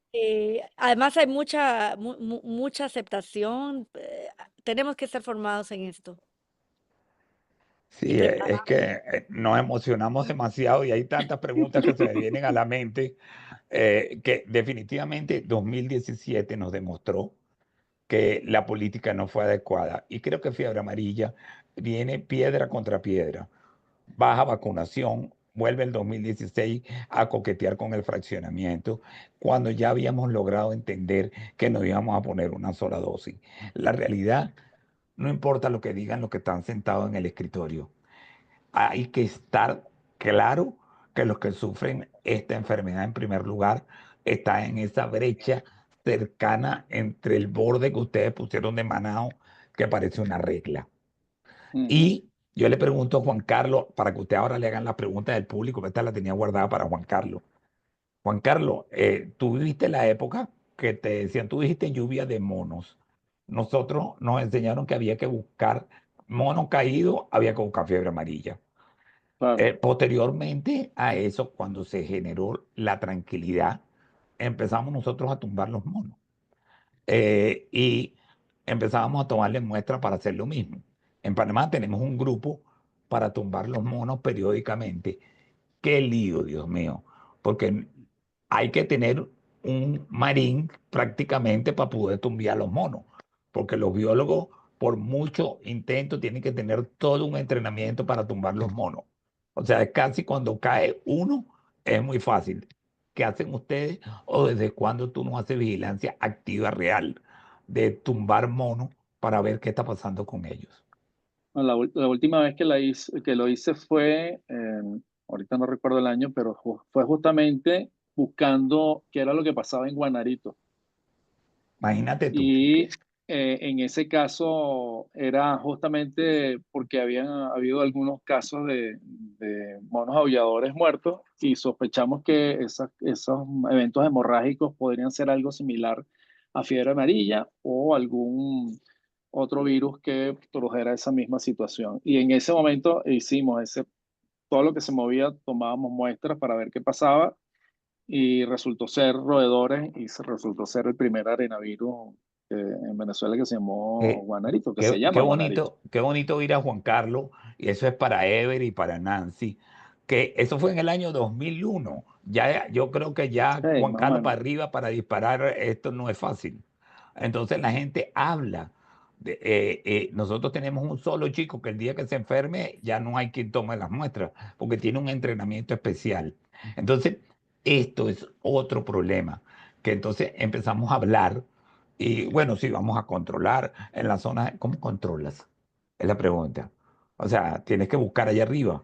¿Y cómo te montas Sí. en estos sitios en árboles de 40, 50 metros si no tumba y recoge? Porque si no recoge, entonces el mono fallece, que esa es Que la otra. justamente es la complejidad de estos arbovirus que tienen ciclos selváticos. Entonces, ¿cómo haces tú? Es un poco lo que mencionaba con respecto al control de vectores. En algún momento he visto en países que no en caso de arbovirus, sino en caso de malaria, y de repente he visto a los ministerios o los encargados del control fumigando en la selva. O sea, una locura, ¿no? Mira, Eso Juan no tiene Carlos, tienes, ningún tipo de tienes sentido. admiradores porque estoy viendo por ahí que Mileika Santos, un entomólogo de Panamá, te hizo una Hola, pregunta. Mileika. Hola, Mileika, ¿cómo estás? ¿Por dónde andas, Mileika? ¿Cuál es la pregunta? Sí, la pregunta es que si se han encontrado otros posibles vectores de fiebre amarilla, además de los ya conocidos como hemagogus y sabetes.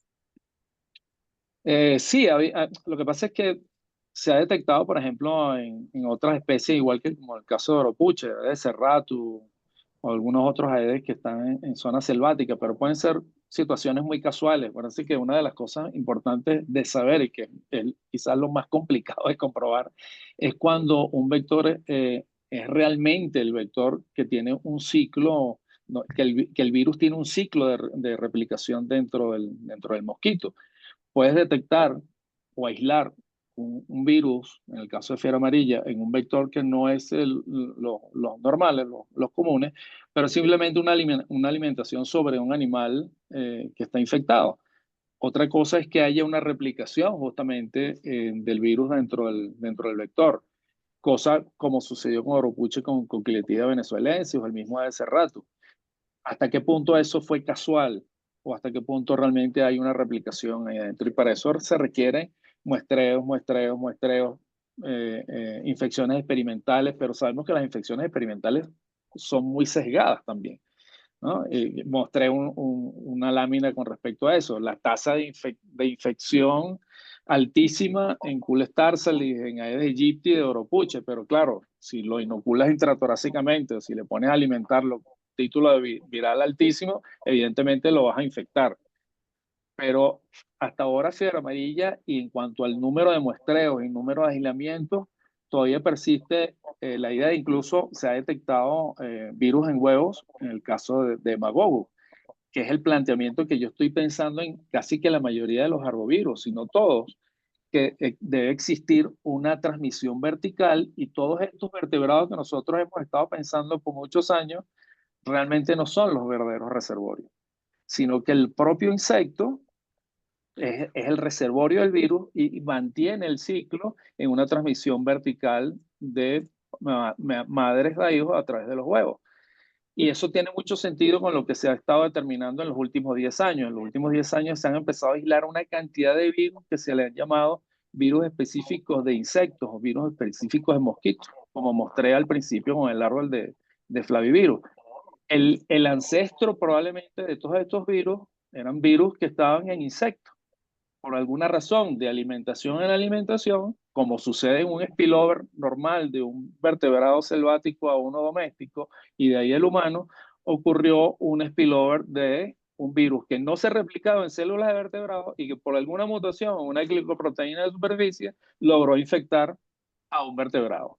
Y de ahí la radiación de lo que conocemos ahora de todos los arbovirus, o todos los flavi al menos, existente. También se ha detectado en alfavirus a partir de un primer virus, un virus alfa, el Ayat, que fue detectado en Israel. Entonces, y eso es todo un campo adicional, porque bueno, tú puedes infectar a una persona con un virus que no se replica en células de vertebrados, pero el sistema inmunitario va a reaccionar contra un agente extraño y va a producir anticuerpos. No va a infectar, pero empieza una producción de anticuerpos. Entonces hay todo un mundo de estudio de vacuna con estos virus específicos de insectos, y es una de las cosas en las que actualmente está mucha gente detrás, ¿no? Hay una doctora Yura que está por ahí con la mano levantada. Sí, con ella Hola, vamos. Adelante. buenas noches, muchas gracias. Muy clara y muy buena la presentación, y yo tengo varias preguntas. La primera es para el doctor Suárez, es si se ha visto algún factor de riesgo asociado para la adquisición del oro en la fase secundaria, es decir, cuando ya llegamos a esta parte de encefalitis, porque vemos que la mayoría de los pacientes pues tienen una enfermedad autolimitada.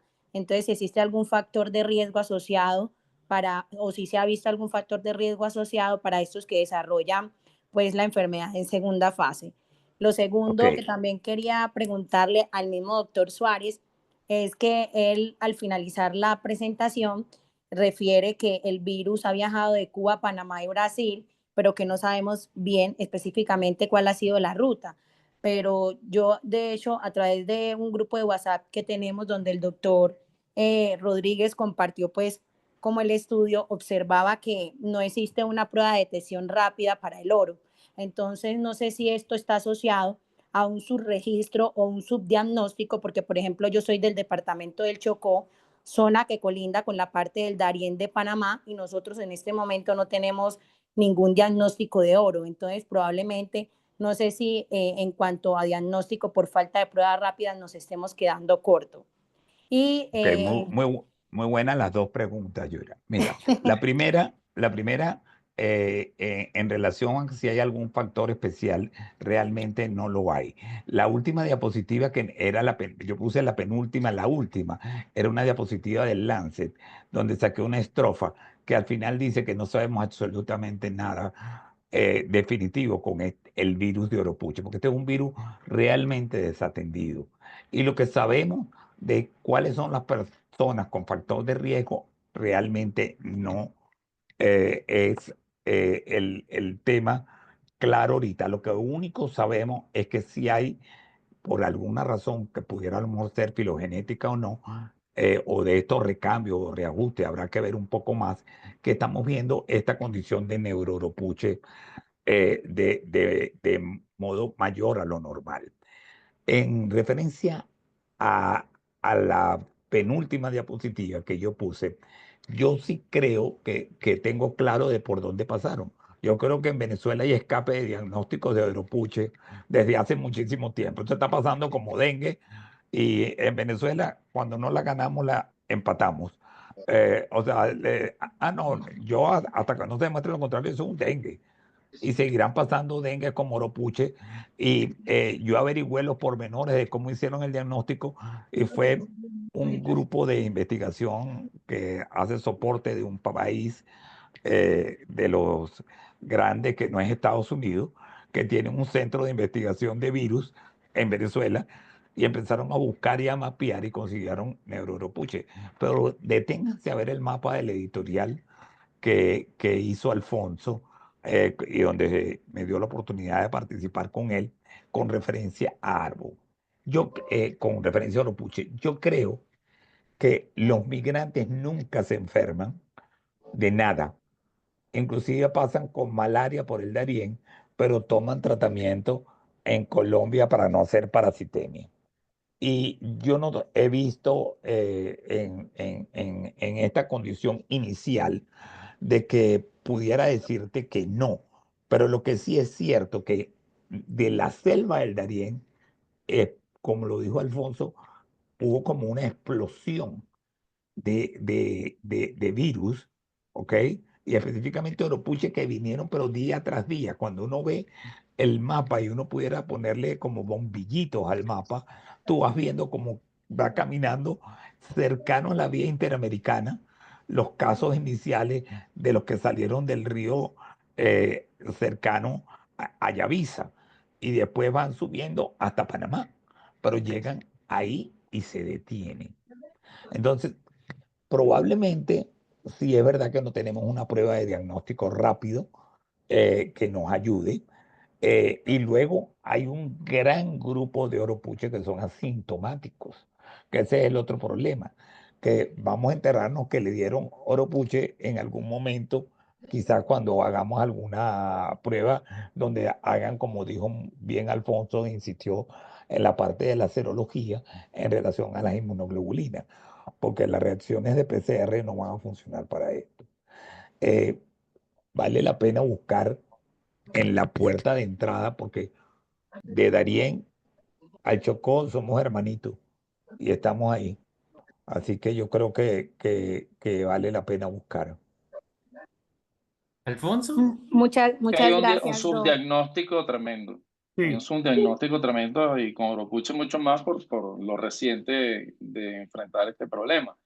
Tan es así que en algún momento se hablaba solamente de Brasil y Perú, y empezaron a surgir datos y aislamiento en otros lados. El dato del aislamiento en Cebus, en la cuenca del Orinoco, que se publicó en el 2016, que publicamos en el 2016, pero eran unos casos de unos monos, justamente lluvia de monos, ¿no? Se pensó que podía ser fiebre amarilla, se tomó la muestra en algún momento, unos 3 años antes, y luego fue que se pudo detectar que realmente era oropuche, se hizo la PCR, se secuenció y resultó ser un rearreglo, un recombinante de Madre de Dios, que se conocía en Madre de Dios en Perú.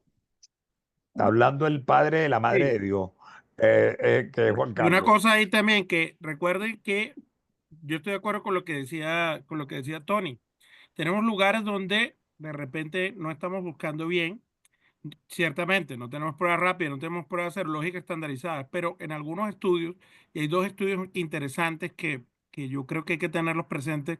Uno es el que se publicó hace algunas semanas, en el cual se mostraron países que previamente ya tenían circulación de oropuche, pero en ese estudio está incluido un detalle muy importante y es Costa Rica. Costa Rica previamente no tiene reportes de circulación de oropuche y sin embargo en este estudio se encontró en baja proporción cero positividad para oropuche. Es decir, podemos tener oropuche no solamente hasta Panamá, sino más arriba en otros países y Muy puede por ahí, probablemente. como lo preguntaba, a lo mejor también Sí. oropuche en México, etcétera. Y otra cosa importante, acá en Colombia, en otro estudio, el primer caso se documentó en realidad en 2017, probablemente en relación con la circulación de oropuche en Ecuador. Pero hay una cosa interesante y es que un estudio que se acaba de publicar hace escasamente algunos días mostró que en muestras del año 2014 y 2015, es decir, 3 años antes, encontraron en esas muestras material genómico. Hicieron el estudio y en esas muestras que estaban guardadas, hicieron QRT-PCR y salió justamente positivo para virus Joropuche. Poquitos casos, pero también, lo cual dice que esto estaba circulando no desde 2017 en Colombia, sino incluso antes. Entonces, eso también es importante desde el punto de vista de la parte de esto. Y evidentemente, con todo esto, tener presente que definitivamente el Oropuche hay que tenerlo presente y buscarlo en estas zonas donde clásicamente, primero, no hay, y segundo, pues evidentemente algunos estudios como este muestran que en efecto lo podrías tener circulando y que no se ha buscado obviamente exhaustivamente. Sin embargo, y para el caso del comentario que hacía Yure, como lo comentábamos en estos días con ellos en el grupo de WhatsApp, las muestras en este momento son procesadas en Bogotá, en el Instituto Nacional de Salud, y se puede obviamente hacer diagnóstico y se está haciendo. Y un último detalle, coinfecciones.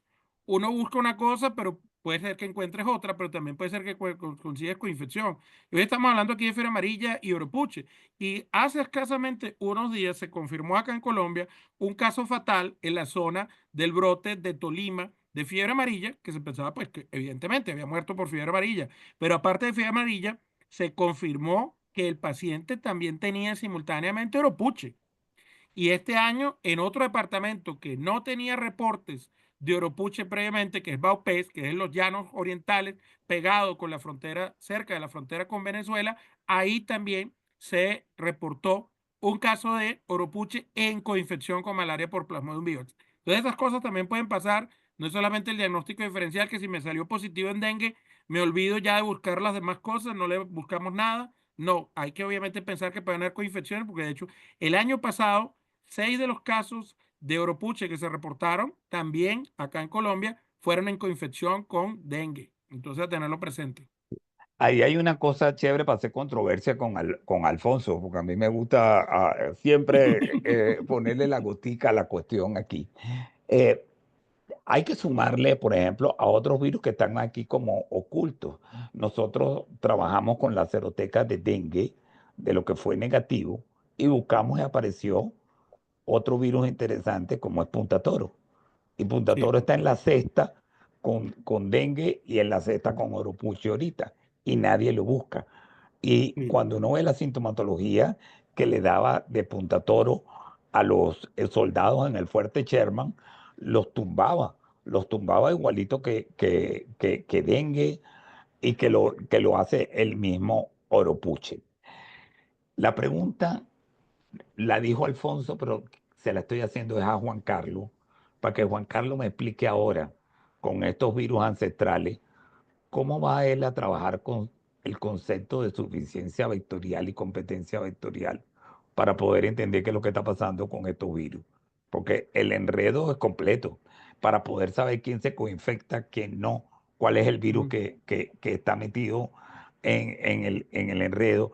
Y sería bueno que lo comentaras porque tienes 47 personas oyéndote y tenemos desde personas como Facini que está en Bogotá y mi amigo Kilpidor que está en Argentina. Así que repícate ahí el concepto entre suficiencia y competencia de los vectores. Bueno, porque de alguna manera yo lo conozco como capacidad vectorial y competencia.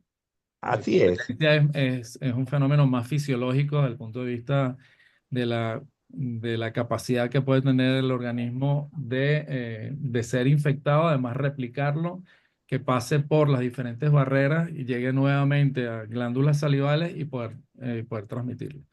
El caso de capacidad vectorial, que es un término que se acuñó desde la malaria, es más ecológico, que tiene que ver con el contexto del vector.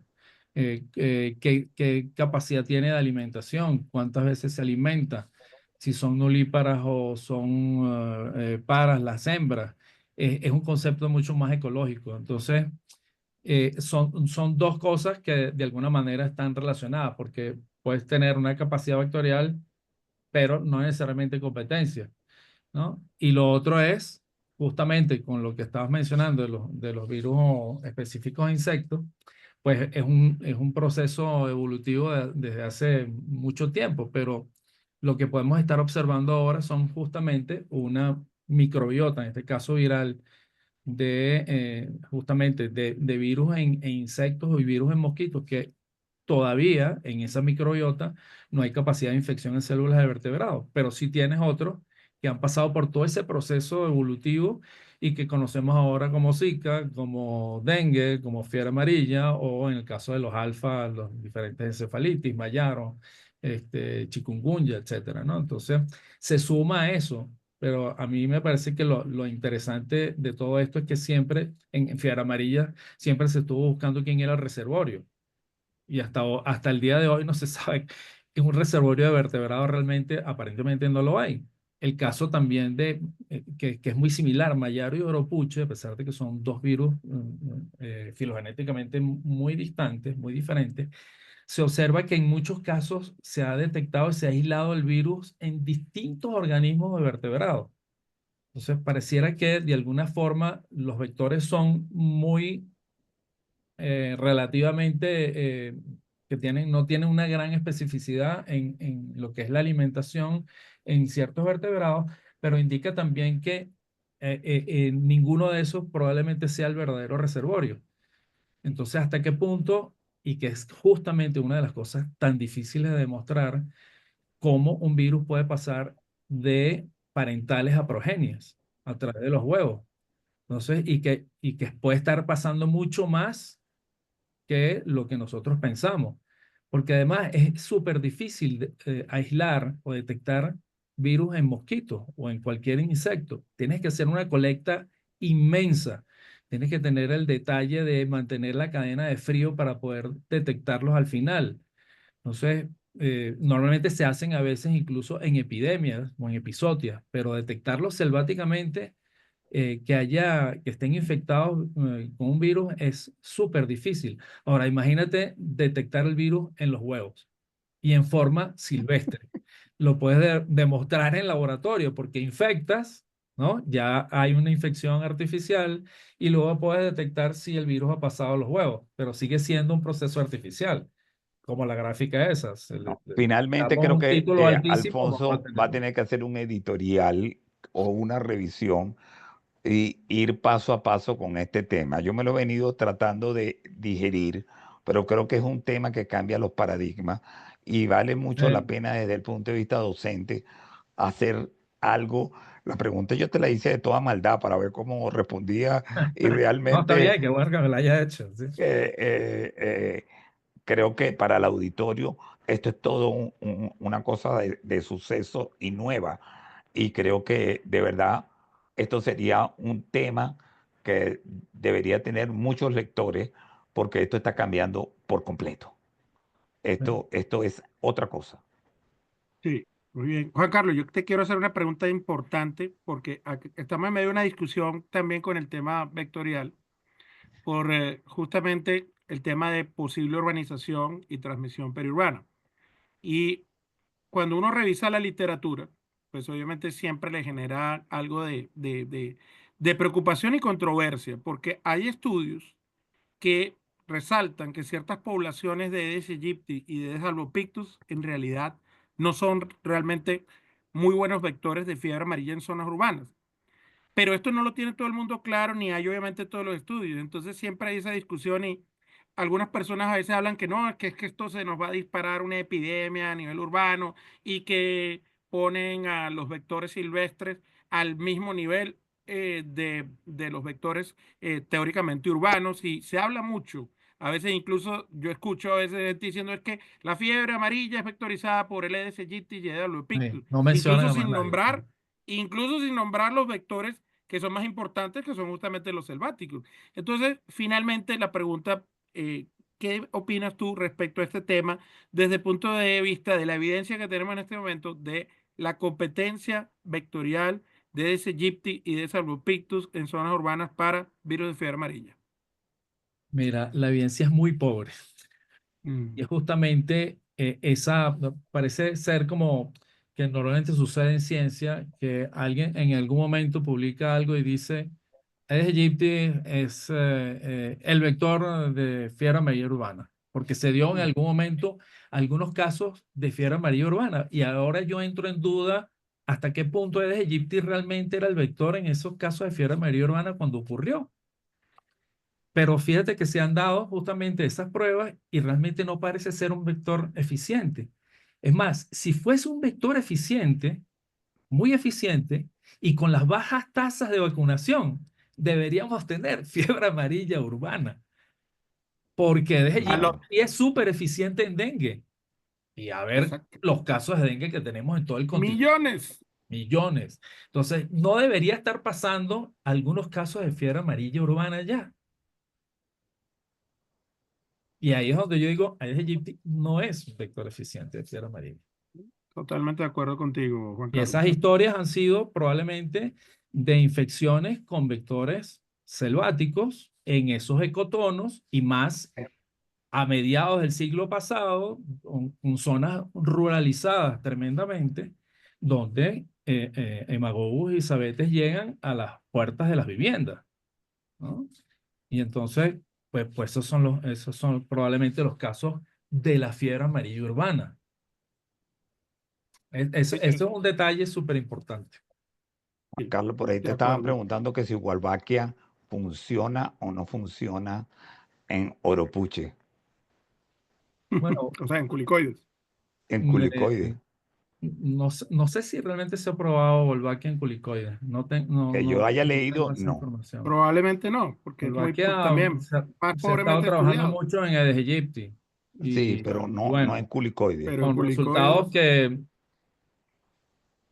que no son muy alentadores tampoco, ¿no? Tampoco, estoy de acuerdo. Como la liberación de machos estériles. O sea, Aedes aegypti, el control es sumamente complicado. Pareciera ser muy sencillo, pero socioambientalmente y ecofisiológicamente como vector es súper complicado. El hecho de Nosotros la trabajamos con resistencia de los huevos a transgénicos, la desecación ah, es un punto crucial. trabajamos con mosquito transgénico cuando yo estuve en el Gorgas y se hizo seguimiento y tomamos una población, la población se delimitó, se vio un éxito, muy costoso, por cierto, porque para poder mantener el mosquito transgénico no es ninguna tontería, y en lo que se disipó un poco la cobertura, automáticamente regresó. No es fácil plantearse y de hecho, cuando uno se traslada a otros elementos que ahora están caminando por toda Centroamérica, como es Coclomia o Minobórax, en Panamá están lloviendo 14 millones de moscas todas las semanas para poder controlar la coclomia nos ascienda más por Centroamérica hasta Norteamérica. Y eso con mosca y barrenador, que tiene un proceso larvario diferente y que pareciera que puede ser un poquito más efectivo, ¿no? Es que esos procesos y métodos de control de alguna manera funcionan en localidades aisladas, Así ¿no? mismo es. Por ejemplo, ¿cuál era el gran ejemplo de control de Aedes aegypti en algún momento? Cuba. Una Ujú. isla, bajo las condiciones sabemos en cómo se puede hacer un control que evidentemente, y lo decían los colegas, bueno, casa infectada, casa multada, ¿no? Eso no se puede hacer en ningún otro lado. No, Ahora, imagínate el control que se puede hacer en Ciudad de Panamá, Ciudad de Guatemala, en Bogotá no hay, pero en las zonas bajas, Medellín, el caso nuestro acá en Ecuador, Guayaquil, una ciudad de millones de habitantes, con la complejidad que tienen las zonas urbanas tan heterogéneas en Latinoamérica, que tiene no solamente áreas urbanizadas de alto nivel, sino que puedes tener áreas urbanizadas donde tienes una casa con todos los servicios eficientes y tienes una casa al lado muy precaria. Entonces, es muy difícil hacer ese control, ¿no? Y bueno, ni hablemos de Wolbachia o esto, por ejemplo, en vectores selváticos. Ni siquiera está claro cómo funciona en los vectores que tenemos a mano. Imagínense culicoides paraensis con infección Wolbachia o Sabetes o Emagogo, que hasta a veces es difícil capturarlo. Porque esa es otra, que Emagogo y Sabetes son muy difíciles de capturar. Se Así capturan más es. en larvas que en adultos, por ese fenómeno incluso que mencionaba. Mi tesis de grado, de pregrado, fue haciendo una distribución vertical de sabetinos, por ejemplo, y de Sabetes cloropterum, porque se sabe que justamente en un periodo en donde no hay una incidencia solar directa, están arriba en el dosel. ¿Y de quién se alimentan? De estos animales que están en el dosel del bosque, cuando en las horas del mediodía bajan. Y el que está cortando, el que está construyendo una carretera, el que está haciendo algo es el que se infecta ahí. Entonces, es mucho más complicado. Hay trampas para colectar mosquitos, pero en esas trampas no caen, no cae magogo ni cae sabete. Esa es otra, son mosquitos diurnos y es complicado incluso aplicando un trampeo con CO2 sin trampas de luz, por ejemplo. Es complicado capturar. Muy bien. Pues ha sido una discusión de alto nivel, como escribieron en los comentarios, rompiendo paradigmas, haciendo grandes análisis sobre estos temas tan interesantes de vectores, interacción, arbovirus, evolución, cambio climático y también, sobre todo, inequidades, ¿verdad? Inequidades de nuestra región. Yo creo que ese es un aspecto que también, voluntad política, inequidad y bueno.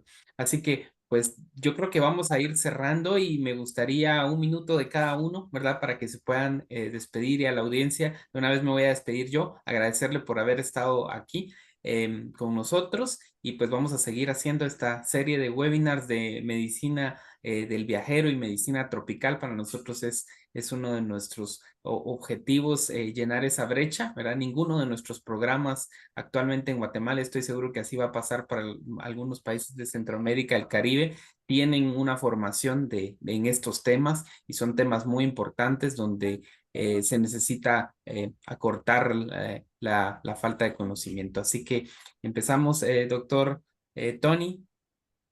Bueno, yo muy corto, primero muchas gracias Ever y muchas gracias Nancy por permitirme celebrar mi cumpleaños con ustedes y tener el honor de tener a tres amigos, casi familia, como es Alfonso y como es Juan Carlos, que les tengo muchísimo cariño y respeto. Y para mí fue un honor poder compartir el auditorio, yo que soy el más viejito de esta partida, y que trato de ponerme al día con todo lo que pasa. Es un tema difícil, pero gracias a la sociedad guatemalteca y bendiciones. Gracias, Alfonso. No, muy agradecido con todos. Fue un excelente simposio. Igual muy alegre de estar acá con Juan Carlos, con Tony. Tony, de nuevo, feliz cumpleaños, pásalo muy bien. Espero Gracias, que te consientan mucho en casa y que no sea seguro. solamente hoy, sino toda la semana de celebración.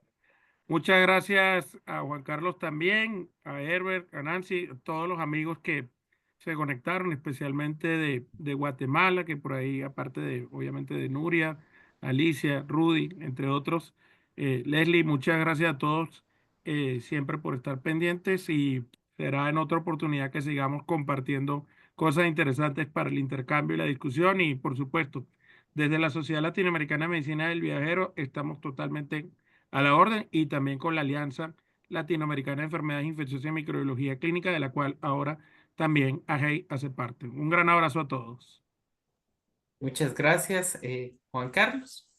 Igualmente, muchísimas gracias, por supuesto, a la Sociedad Guatemalteca de Infecciosa por este evento, por este webinar. Aquí podremos estar hablando hasta la madrugada y mucho más.